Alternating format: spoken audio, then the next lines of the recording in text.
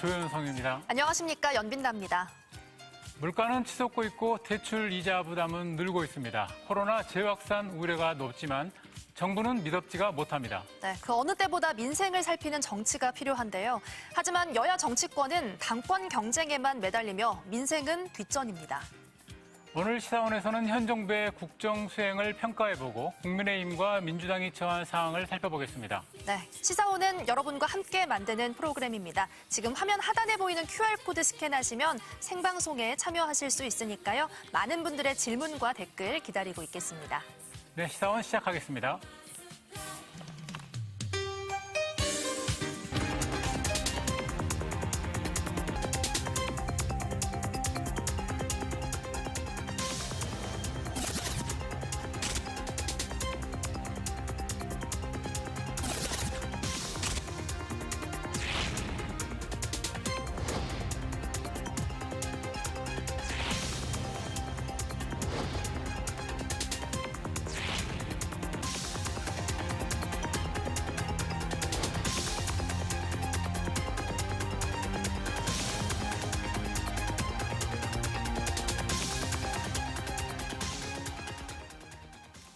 네, 새 정부가 출범한 지 2달이 조금 넘었는데 대통령 지지율이 30%대입니다. 대통령이 있는지 없는지 모르겠다는 비판까지 나오고 있습니다. 그런데 국민의힘과 야당에 대한 비판의 목소리 또한 높습니다. 도대체 무엇이 문제인지 하나하나 짚어보겠습니다. 네, 오늘 함께 하실 두 분 소개합니다. 최용선 더불어혁신정책연구원장, 천하람 국민의힘 혁신위원과 함께 하겠습니다. 어서 오세요. 네, 어서 오십시오. 네, 안녕하십니까. 네, 바쁘시죠, 요즘에? 네, 괜찮습니다.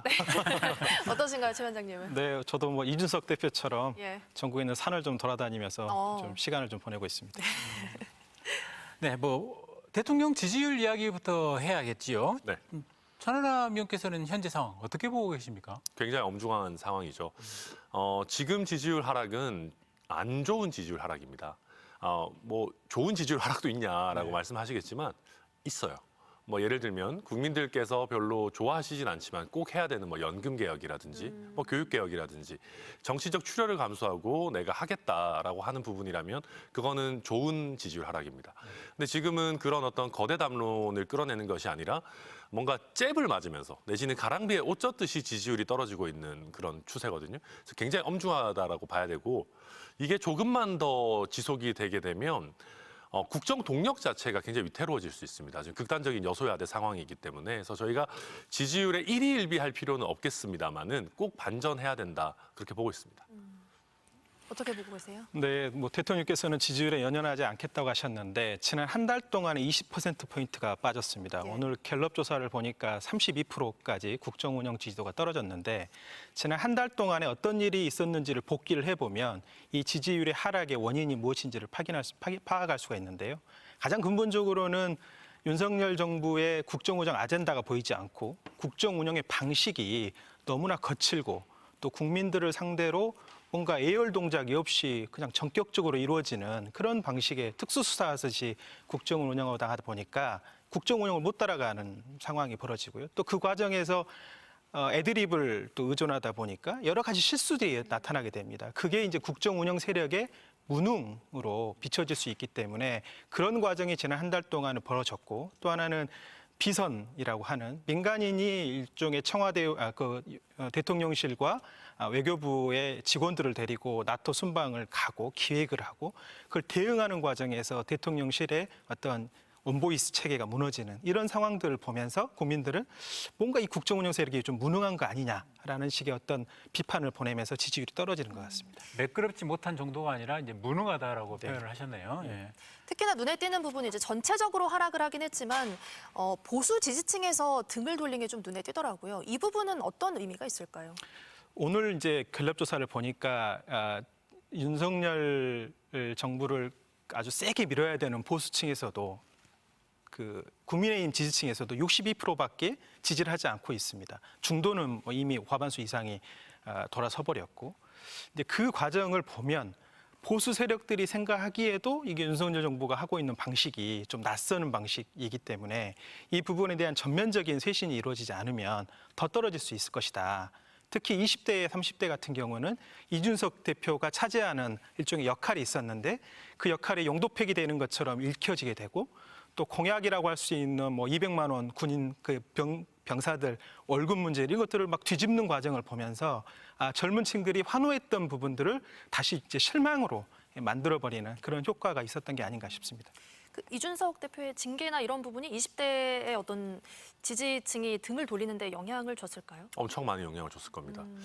저는 이번에 저희 윤리위 징계가 정무적으로는 실패했다라고 생각합니다. 왜냐하면 윤리위 징계가 나왔을 때 국민의힘 지지층에서 이상적으로는 뭐 한 90% 가까이 내지는 현실적으로 한 70% 정도는 그 윤리위 징계가 정당하다라고 해야지 당내에 분란이 안 생깁니다. 그러면 이게 징계 나왔고 거기에 따라 우리 당이 움직이면 되겠구나라고 하는데 지금 뭐 5.5 대 4.5 심한 경우에는 5 대 5로 갈립니다. 이 징계가 정당한지 아닌지에 대해서. 그러면 당연히 이거는 당내에 분란이 생길 수밖에 없는 구조고 특히 이제 이준석 대표를 좋아하고 좀 애정어린 눈으로 보는 사람들 같은 경우에는 왜 명확한 근거도 없이 이렇게 징계를 하냐, 수사 결과도 안 보고 징계를 하냐라고 불만을 가질 수가 있고요. 또 2030 세대 같은 경우에는 조직 내에서 내가 충성을 다하고 뭐 했는데 성과가 잘 나오면 윗상사들이 이거 쏙 빼가는 그런 것들 경험하지 않습니까? 그러다 보니까 이준석 대표의 처지에 뭔가 공감하는 부분들이 생기게 되는 거예요. 그래서 이게 정무적으로는 저희 입장에서는 참 안 좋은 상황으로 흘러가고 있다 그렇게 보고 있습니다. 젊은 세대는 그렇고요. 50대 이상, 60대 이상 네. 노년 지지층과 대구 경북 지역적으로도 지금 지지율이 빠르게 지금 빠져나가고 있습니다. 이 부분에 대해서는 어떤 게 가장 큰 원인이었다고 보시는지. 방금 우리 최행정 물론 복합 의원님 얘기겠지만, 말씀 네. 잘해주셨어요. 네. 아젠다가 실종됐다. 근데 이거는 저는 어찌 보면 지난 대선 과정에서 윤석열 후보나 이재명 후보 모두 다 거대 아젠다가 솔직히 없었습니다. 있다 해도 국민들한테 별로 와닿지 않았어요. 예. 어찌 보면 그만큼 우리 사회가 산업화와 민주화 모두를 이제 어느 정도 고도화한 사회고 갑자기 여기서 내가 대통령 돼서 경제 성장 10% 지키겠습니다. 해도 어차피 믿지는 않습니다. 그러다 보니까 윤석열 당시 후보의 공정과 상식이라는 키워드가 더 와닿았던 거거든요. 네. 대단한 거 할 필요 없고 정치권이 공정하게만 좀 하고 상식적으로만 좀 하자. 그 정도가 오히려 먹히는 그런 대선이었단 말이에요. 근데 저희 보수층에서 봤을 때도 지금 윤석열 대통령이 취임하고 나서 나오는 여러 가지 인사 논란이라든지 이런 것들이 상식선에 못 미치는 거 아니냐. 그래서 저는 오히려 지금 이런 상황에서 윤석열 정부에 대한 그 지지를 거두는 보수 지지층이야말로 굉장히 어떻게 보면 현명한 유권자 아닌가. 네. 회초리를 칠 때는 쳐야 또 다시 좋은 방향으로 가지 않겠습니까? 조금 전에 이제 상식적으로 이해가 안 되는 부분이라고 말씀해 주셨어요. 저희 지금 납득하기 어렵다라는 표현을 이제 쓰고 싶은데 특히 이제 대통령 부인 김건희 여사의 와 관련된 그런 문제들이 상당히 그 감정적으로도 우리 국민들의 그 상식을 좀 감정을 건드리고 있지 않나. 이게 이런 부분들이 좀 나아질 기미가 좀 보일까요? 어떻습니까? 뭐 제2부속실이 뭐 부활한다라는 보도가 있었다가 또 뭐 부정하고 해서 나아져야죠. 물론 이제 공적 관리 체계가 더 확립되고 해야 되겠지만은 그것보다도 더 중요한 것은 어떻게 보면 논란을 대하는 태도에 있습니다. 네네. 그래서 어떤 논란이 나왔을 때 물론 뭐 해명도 해야 되겠지만 왜 이런 논란이 나오고 국민들이 이런 목소리를 내실까를 조금 더 새겨 듣는 게 필요하다라고 생각하고요. 그 다음에 외국에서 보면은요, 대통령 친인척들을 대통령실에 기용하고 이런 예들이 종종 있습니다. 예를 들면 뭐 이방카 트럼프 같은 경우 예. 있지 않습니까? 뭐 네네. 이렇게 있고 뭐 이런 것들이 있는데 우리 국민들이 유독 공사 구분에 되게 엄격하세요. 공적인 영역에서. 이거는 옳고 그름의 문제가 아니라 그냥 그런 겁니다. 국민들의 생각이 그냥 그런 거면 정치인이 이걸 따라가야지 이걸 억지로 거스르려고 할 필요 없다. 그래서 저는 윤석열 정부가 한동안은 조금 민심을 좀 따라가는 행보를 했으면 좋겠다라고 기대도 하고 바라기도 하고 있습니다. 그 부분에 대해서 근데 저번에 이제 도어 스태핑에서 윤석열 대통령이 일종의 국민들을 상대로 손가락질을 하고 그리고 일종의 전 정부의 모든 탓을 돌리는 듯한 그러니까 문제가 있는 장관이라고 언론과 국민들이 지적하고 있는데 전 정부에 비해서 훨씬 훌륭하다는 식의 국민들의 눈높이에 맞지 않는 그런 행동들을 보였고 지금 많이 잠재워졌지만 그 나토 순방에 동행했던 그 민간인은 단순한 민간인이 아니라 인사비서관의 부인이거든요. 근데 인사비서관이 누구냐면 고위공직자들을 대통령의 이제 보좌를 해서 임명하는 그런 절차를 진행하는 어떤 실무주구 비서관인데 그 비서관의 부인이 외교관들을 우르르 몰고 어찌됐든 순방에 따라갔단 말이에요. 그 전에 선행팀에 따라가고. 그렇게 되면 이제 어떻게 읽혀지게 되냐면 저기가 인사비서관의 부인이라고 하면 저쪽으로 몰리게 돼 있죠. 그게 일종의 비선 실세 논란으로 이렇게 와전될 수 있고 우리가 트라우마처럼 갖고 있는 대통령이 탄핵됐던 박근혜 대통령의 최순실이 생각나게 하는 네. 그런 대목이란 말이죠. 그렇기 때문에 국정 운영을 내가 옳고 내 방식대로 갈 거고 나는 국민들 신경 안 쓰고 나는 여론조사 같은 거 신경 안 쓰고 내가 옳고 내가 원하는 사람이라고 한다면 요즘에 서호남, 서육남, 서울대 50대 남성 이런 어떤 윤석열식의 인사 패턴이 지금도 계속 진행되고 있거든요. 그러니까 여론조사에서 실제로 국정운영 지지도는 떨어지고 있는데 국정운영의 방식은 바뀌지 않고 있는 거예요. 그래서 저는 대통령께서 진짜 이걸 엄중하게 바라보고 있는지 바라보고 있다고 한다면 전면 쇄신을 하지 않으면 이 방식을 바꾸지 않고 해서는 이게 국민들이 지금 거둬들었던 마음을 되돌리기는 쉽지 않을 거다 이렇게 봅니다. 원체 지금 상황이 엄중하다 보니까 전면 쇄신이라는 표현을 쓰고 거기에도 사실 동의하시는 거죠? 뭐 일단 지금 저희 정부가 출범한 지 이제 한 2달밖에 안 됐는데 전면 쇄신 이런 얘기가 나오는 것 자체가 좀 저희도 송구스럽게 생각하고요. 다만 뭐 잘 해야겠죠. 그렇지만 저는 방금 말씀 주신 것 중에 비선 실세 이런 얘기는 좀 너무 과하다. 그러니까 민주당 이제 지도부에서도 그런 식의 그 얘기를 내놓으셨는데 저는 최근에 저희 당이 사실 죽을 쓰고 있음에도 불구하고 민주당 지지율이 생각보다 많이 안 오르는 것도 저는 그런 과도한 레토릭에 있다고 생각하거든요. 그러니까 물론 저도 이 신 씨라고 하는 인사비서관의 배우자가 같이 간 거 적절하다고 생각하지 않습니다. 그렇지만 그래도 정상적으로 거기 다 수행단에 등록하고 외교부 장관의 결재까지 받아가지고 갔는데 이걸 뭐 비선 실세라고까지 할 단계는 아니지 않나. 조금 그 빠르다 정도로 너무 이제 얘기했고요. 좀 과도한 정치 공방은 좀 안 맞다 말씀드립니다. 대통령실 이야기는 뭐 여기까지 하고 이제 네. 당 이야기를 해볼까요? 그러면 지금 뭐 국민의힘 여당이니까 국민의힘 이야기부터 먼저 하겠습니다. 지금 여러 가지로 어수선해요. 지금 정리가 아까 지금 이준석 대표 이야기도 좀 나왔었습니다만. 그러니까 어수선한 중에 고요합니다. 이게 이제 이준석 대표한테 징계가 이제 뭐 이렇게 가해지고 나서 많은 당내에 있는 분들이 이준석 대표가 전면적인 여론전을 펼치거나 아니면 법적 조치에 나서지 않겠느냐라고 예상을 했었습니다. 저희 이제 김용태 최고위원이라고 있는데 표현이 재밌게 하더라고요. 다들 이준석 대표가 직구를 던지면 그걸 받아쳐서 홈런을 만들겠다라고 벼르고 있었는데 이준석 대표가 갑자기 포크볼을 던져버리니까 다들 어쩔 줄 모르고 있다 중진들이 얘기는 하는데 저는 굉장히 좋은 비유라고 생각했고요. 실제로 저도 이준석 대표가 이렇게 과거에 비해서 조금 노출을 줄이고 우리 광주에 와가지고 또 무등산 올라가고 하는 거 되게 잘하고 있다라고 봅니다. 네. 왜냐하면 이준석 대표의 이슈 주도력이나 공격력을 높게 평가하는 분들도 많았지만은 반대로 조금 피곤하다, 지나치게 좀 싸가지 없다라고 하는 논란들도 계속 있었거든요. 그래서 이준석 대표가 오히려 좀 잠잠하니까 저희 당에서도 이준석 대표의 빈자리가 오히려 좀 드러나는 것 같고 해서 좀 재평가가 이루어지고 있는 단계 아닌가 뭐 그렇게 보이기도 합니다. 새로운 시각을 또 제시해 주시네요. 이야기해 주시네요. 그래서 뭐 다른 남의 당의 이야기긴 하지만 지금 이준석이라는 안전판이 빠져버리게 되면 대통령을 중심으로 한 단일 대우로 아주 급속하게 가자고 하는 그룹과 여당과 야당이 주고받기를 통해서 의회 정치를 통해서 뭔가 국면을 주도해야 된다라는 그룹들 간에 아주 전면전이 붙게 돼 있거든요. 근데 그런 점에서 어쨌든 이준석이라는 안전판이 되게 그동안에는 좀 안전의 역할을 담당했었는데 이걸 이제 빼버리게 되면 극속도로 이게 세력이 부딪히게 돼 있습니다. 왜냐하면 이게 공천권과 연동이 돼 있고 또 장제원 의원 같은 경우에는 사무총장을 노리고 있고 지금 직무대행 같은 경우에는 다음에 당대표를 노리고 있는데 두 분 다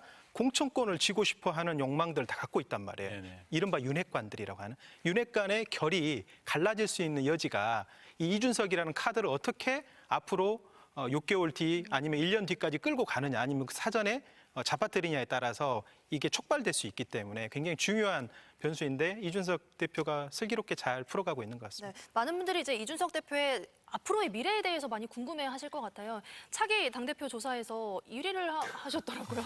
저는 이거는 어떻게 보세요? 저 이거 보고 진짜 씁쓸했거든요. 네. 아니 저희 당의 공식 기구인 윤리위원회에서 중징계를 받은 사람이 당대표 1위 주자로 나오는 게 말이 됩니까?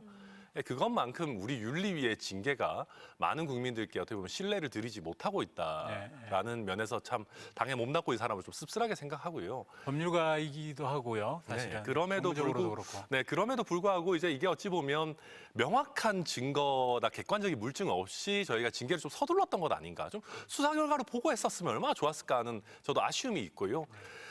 방금 잘 말씀해 주셨습니다마는 이준석 대표가 지금 없어지고 나니까 과거 자유한국당 느낌이 난다라고 생각하는 분들이 많으신 거예요. 그래서 이준석 대표도 뭐 100% 성에 차겠습니까? 뭐 저도 이준석 대표의 모든 걸 다 좋아하고 찬성하고 이러지는 않거든요.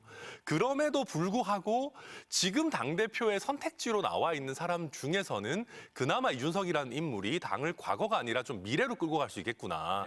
우리 당이 그만큼 더 많이 바뀌고 혁신해야 된다라고 하는 민심이라고 생각합니다. 예, 지나간 이야기는 이제 이준석 대표의 징계 이후까지는 이야기했고요. 지금 이제 권성동 지금 직무대행이죠. 네.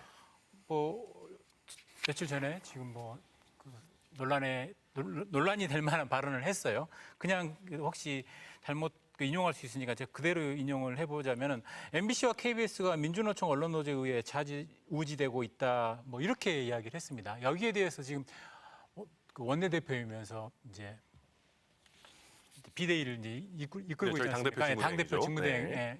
어떻습니까? 여기에 대해서는 어떻게 생각을 하고 이게 뭐 저는 그렇게 생각합니다. 저희가 봤을 때 민주노총이나 우리 이제 언론노조가 저희한테 별로 이렇게 우호적이지 않은 거는 사실인 것 같습니다. 근데 정치라는 거는요, 기본적으로 우리한테 우호적이지 않은 사람들을 설득하는 거잖아요. 우리랑 우호적이지 않으니까 완전히 선 긋고 지냅시다. 아니면 우리한테 비우호적인 세력을 어디 뭐 이렇게 배제합시다라고 하는 게 아니고, 우리를 싫어하는 민주노총까지도 우리가 설득하겠다라는 자세를 저는 취하는 게 맞다고 생각하고요.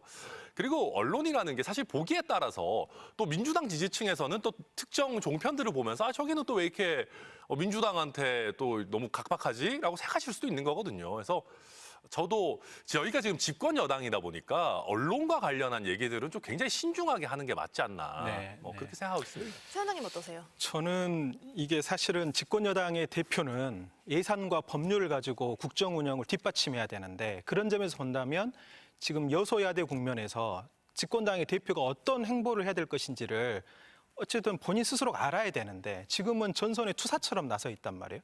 야당의 원내대표 같은 느낌이고 그리고 무슨 국정 운영을 누군가를 계속 쳐내고 또 적을 계속 만들어내면서 이걸 끌고 갈 수 있을 상황이 아닐 건데 지금은 충성경생을 하는 그런 모습으로 극단적인 표현들을 계속 쓰는 게 아닌가 싶고요.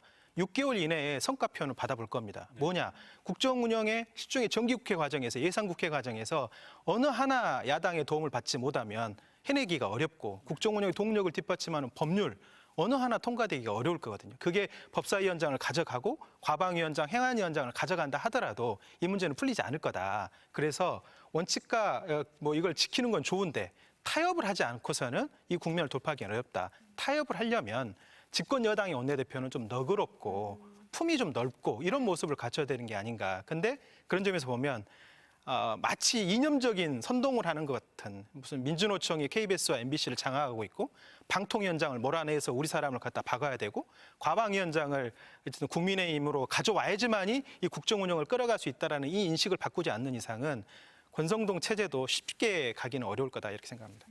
네, 임시지만 이쯤에서 저희가 유튜브로 지금 사전 댓글과 의견 받아봤는데요. 한번 좀 살펴볼게요.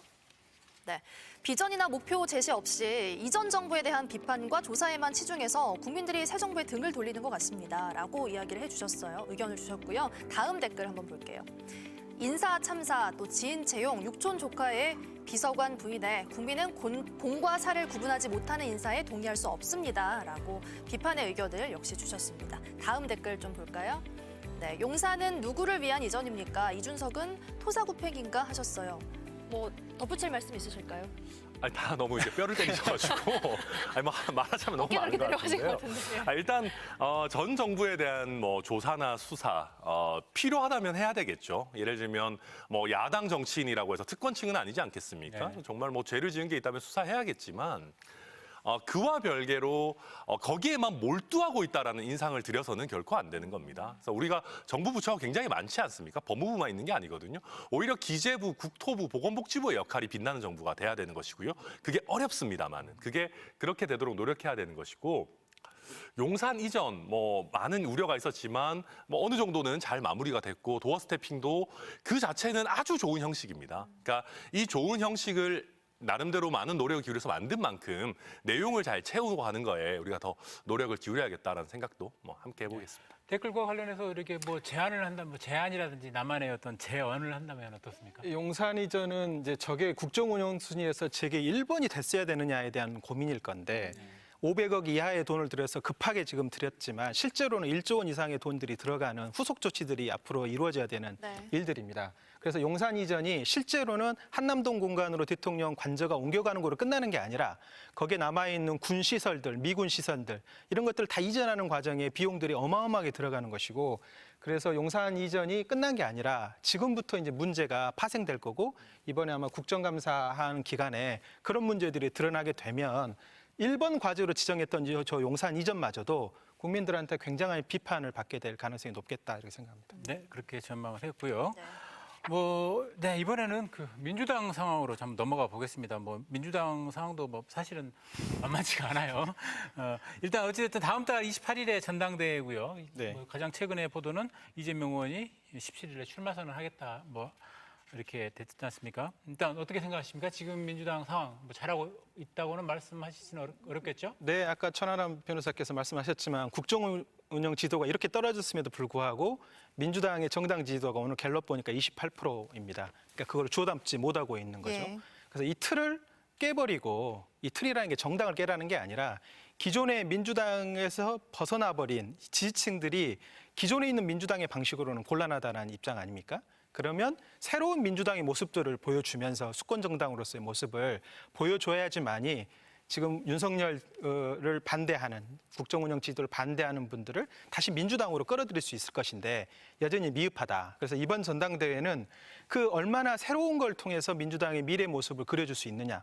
가령 이준석 대표가 됐다라는 것은 국민의힘이 정말 경천동지할 일이었지 않습니까? 사실은 그 정도의 그렇죠. 혁신적인 어떤 아이콘의 등장을 얘기했던 것이고 지금의 이제 쇠퇴는 다시 그 혁신이 빠지고 이제 권력 싸움으로 비춰주는 것처럼 민주당도 세대 교체냐, 세력 교체냐, 정치 교체냐 이런 말뿐인 성찬이 아니라 내용을 가지고 혁신의 방향이 뭔지를 가지고 전면전으로 붙는 과정이 필요하다.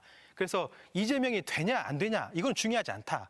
이재명이 혁신적인 내용을 갖고 민주당을 수권 정당으로 만들 수 있는 역량을 갖추고 있느냐, 그 비전을 갖추고 있느냐 이걸 가지고 평가를 해야 되는데 자꾸 계파적으로 보니까 친명이냐 비명이냐 이게 이제 실패하는 길로 가는 길인데 이것들을 이번에는 좀 정리를 해야 되는 상황이 아닌가. 그래서 전당대회 때 세게 싸우더라도 예. 이번에는 좀 정리해서 민주당이 강한 민주당으로 갈 수 있게끔 그렇게 탈바꿈했으면 하는 바람입니다.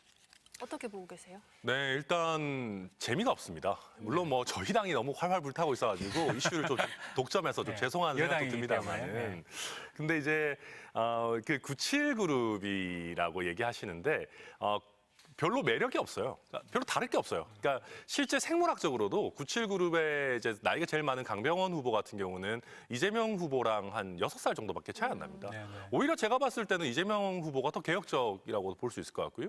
97그룹이라고 하는 분들 중에 그나마 박용진 의원 정도가 당에서 자기의 목소리를 조금 내왔고 나머지 분들은 뭐 조국 사태였든지 뭐 검수완박 국면이든지 무슨 어떤 자기가 역할을 했는지 잘 모르겠습니다. 그러다 보니까 이준석 대표를 우리가 너무 쉽게 생각하는 것이 그냥 젊고 이미지만 좋아가지고 당선됐다고 생각하지만 그렇지 않아요. 꾸준히 여러 이슈들에 대해서 자기 입장을 보여왔고 그걸로 인해서 신뢰를 얻은 거거든요.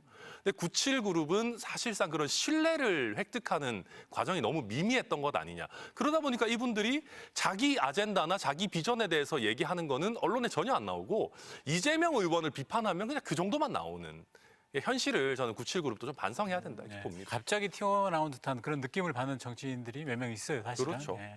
97그룹이 매력이 없다 이렇게 말씀을 해주셨는데 근데 어차피 이제 단일화 수순으로 갈 수밖에 없지 않습니까? 그래도 뭐 경쟁이 안 될 거다 이렇게 보시는 건가요? 네, 뭐 경쟁은 안 될 거고요. 근데 그나마 민주당을 위해서 좋은 것은 97그룹이 단일화를 하는 과정에서 어떤 아이디어나 아젠다가 튀어나오면 그거는 조금 의미가 있을 겁니다. 그게 뭐 결론적으로 이재명 의원에 맞서서 이기고 지고의 문제는 아니고요. 지금 민주당 당원들 뭐 여론조사, 갤럽 조사나 그전 조사들을 좀 보면 전체 민주당 지지층 중에 7, 80%가 이재명 그 의원의 당대표 출마를 지지하고 있는 거거든요. 그 말은 뭔 말이냐면 이재명 의원이 그동안에 이 민주당의 기득권 질서가 아니었단 말이에요.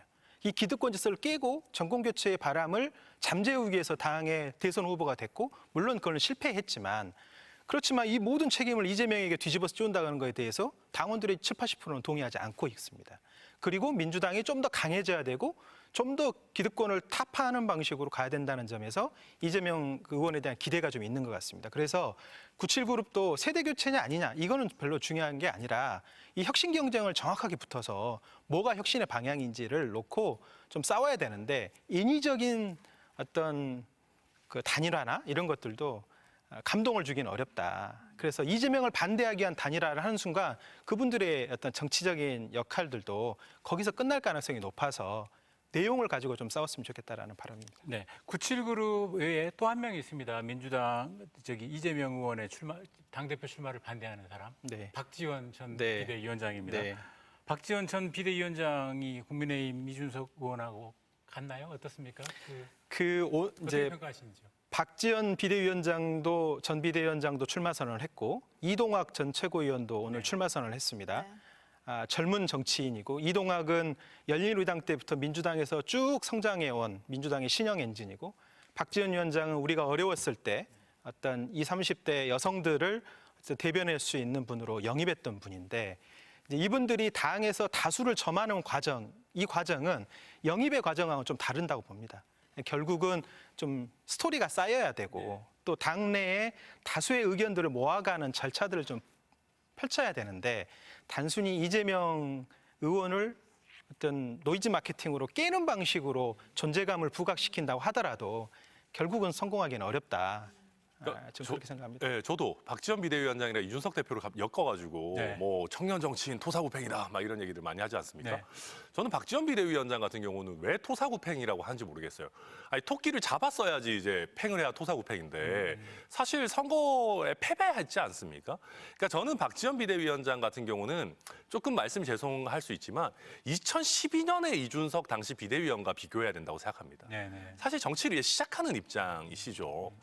그리고 저는 박지원 비대위원장이 내놓는 메시지에 뭐 공감할 때는 있지만 내놓는 메시지의 어떤 속도나 강도, 타이밍, 당내의 어떤 여론을 만들어가는 과정 이런 게 너무 서툴러요. 특히 지난 지선 직전에 무슨 막 586 물러가라 이거는 최악이었습니다. 당내에서 받아들일 수 없는 수준의 얘기를 선거 막판에 던지면 어떡해요. 586 후보들도 잔뜩 공천해놨는데. 그러니까 이런 것들을 보면 박지원 비대위원장은 아직 이 바닥에서 좀 더 구르셔야 되는데, 그래서 저는 개인적인 생각으로 이번에 당대표 나가시겠다라고 할 게 아니라 굳이 그런 거 하고 싶다면 최고위원에 도전하시거나 그거보다 더 좋은 거는 차라리 뭐 당내에서 민주연구원 내에서 어떤 역할을 하신다든지 아니면 정말로 조금 더 낮은 곳에서 커리어를 쌓으시면 어떨까 하는 좀 아쉬운 생각도 듭니다. 실제 우리가 잘못 오해하고 있는 게 토사구팽이라는 게 사냥이 끝나면 개를 잡아먹지 했지 않습니까? 사실 잡아먹지는 않습니다. 네. 다음 사냥을 위해서 다시 고이 또 다른 역할을 줘서 남겨놓는 것이지, 토끼 한 마리 잡았다고 사냥개를 잡아먹으면 다음 사냥은 안 하겠다는 거냐, 이렇게 비춰질 수가 있거든요. 박지원 위원장도 격한 언어를 쓰실 게 아니라 본인에게 다시 부름이 있을 거다, 사회적으로 호명 호출이 있을 거다, 그때를 위해서 다시 내공을 다지고 또 당내의 의견들을 모아가는 그런 활동들을 하시면 분명히 본인의 역할은 있을 거다, 이렇게 좀 생각합니다. 두 분이 의견이 박지원 위원장에 대한 의견은 비슷해요, 사실은. 그래도 짧게만 얘기하자면 네. 저는 민주당도 그렇고 저희도 그렇고 정무적으로 나쁜 방향의 결정들을 굉장히 많이 하는데요. 박지원 비대위원장 그냥 출마하게 놔뒀으면은 그 대목입니다. 찻잔 속의 태풍으로 그냥 끝났을 거예요. 네네네. 민주당 지지층 중에 박지원 비대위원장 좋아하는 사람 별로 없습니다. 네네. 그러면 그냥 어차피 지금 뭐 화제거리도 없는 알아서 재미없는 정리가 전당대회 나름의 화제성도 부여하고 알아서 정리도 되고 본인도 내가 아직 당원의 마음을 못 얻었구나 하고 본인을 되돌아보는 계기도 되고 했을 텐데 이걸 굳이 또 막으려고 하니까 오히려 박지원 비대위원장 체급을 키워주고 있다, 지금 민주당 직원보다. 막으려고 했던 건 아니고 예. 절차적 정당성이 6개월이 지나지 않았기 때문에 그분에게 이제 선출의 그런 권한을 준다라는 것이 이제 차후에도 이런 문제가 또 발생할 수 있기 때문에 정당으로는 선례를 만들기가 쉽지가 않았다고 봐야죠. 조금 더 내공을 쌓고 좀 기다렸으면 좋았을 텐데라는 두 분의 어떤 공통된 의견인 것 같고요. 우리 지역에 대한 이야기를 좀 해보면 이제 송갑석 의원이 출마 의사를 밝혔습니다. 이제 민주당 지도부 입성이 가능할지가 사실 궁금한데요. 저는 잠깐 이야기해 네, 호남을 매개로 정치적 세력화를 하기는 쉽지 않을 거라고 보여집니다. 이제 그 아젠다는 좀 이제 지난 방식인 것 같고요. 지난 2000년, 2001년도 전당대회 때 이제 호남 대표로 두 분이 나오셨는데 두 분 다 실패하셨고 이번에도 사실은 이제 국회의원들이 모여서 호남 후보를 내세우자 권역의 최고위원을 한번 만들어보자 이렇게 만드셨는데 왜 그게 안 될까를 생각해 보면 호남 유권자들도 호남이라는 하나의 정체성으로 엮여있지 않다라고 보고 있고 그거보다는 호남이라는 지역성보다는 개혁이라든지 혁신이라든지 좀 더 미래지향적인 가치를 놓고 좀 경쟁해주는 능력 있는 그런 최고위원 후보들을 원하는 게 아닌가 싶어서 물론 저도 좋아하는 선배님이고 또 그 선배가 좀 더 본인이 갖고 있는 역량을 좀 더 다른 방식으로 이번에 최고위원 선거 때 표출하셔가지고 좋은 결과가 있었으면 하는 바람인데 호남을 매개로 해서 기득권으로 짬짬이로 이렇게 하기는 쉽지는 않을 거다 이렇게 생각합니다. 상대당의 이야기지만 어떤가요? 네. 이거는 우리 호남에 있는 유권자 그리고 또 호남에 있는 우리 민주당 당원분들이 굉장히 현명해지시는 겁니다. 네. 지역 현장이 찍어라라고 한다고 안 찍는 거죠. 이거는 세대와 그리고 어떻게 보면 절차가 바뀌어서 그런 겁니다. 과거에 체육관 투표였다면 가능했겠죠.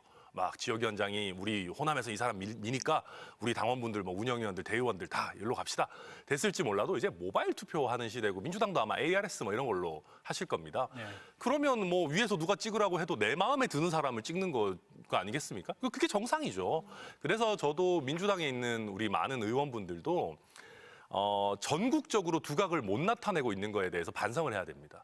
사실 민주당에 있는 그 호남권 의원분들 전국적 인지도 가진 분이 너무 없어요. 없죠. 네. 사실 이낙연 의원 이래로 누가 지금 이름을 떨치고 있는지 잘 모르겠습니다. 그래서 좀 그런 면에서 우리 의원분들이 조금 더 분발하실 필요가 있다 말씀드리겠습니다. 네, 좋습니다.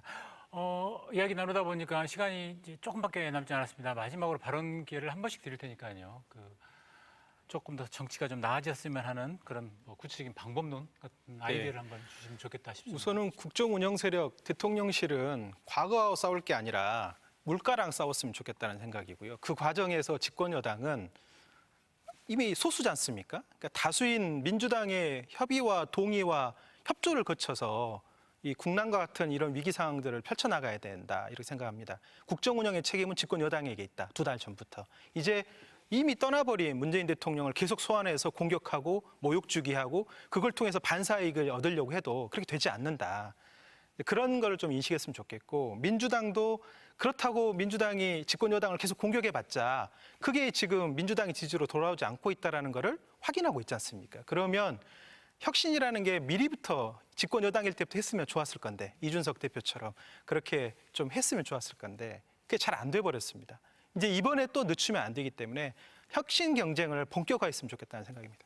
네, 좋습니다. 저는 어려운 길로 갔으면 좋겠습니다. 저희 당이. 저희 정부도 그렇고요. 무슨 말이냐면 이런 식으로 지지율이 떨어지면 우리 지지층을 결집하자라고 하는 쉬운 길을 선택할 유혹에 빠질 수 있습니다. 근데 그건 정치가 아니거든요. 그건 그냥 뭐 환호받고 내가 그냥 힐링하겠다는 거지. 정치는 힘든 길로 가서 나한테 반대하는 국민들 설득하는 것 아니겠습니까? 그래서 그런 자세를 좀 더 보여줬으면 좋겠다 말씀드리겠습니다. 어려운 길로 가자. 네, 좋습니다.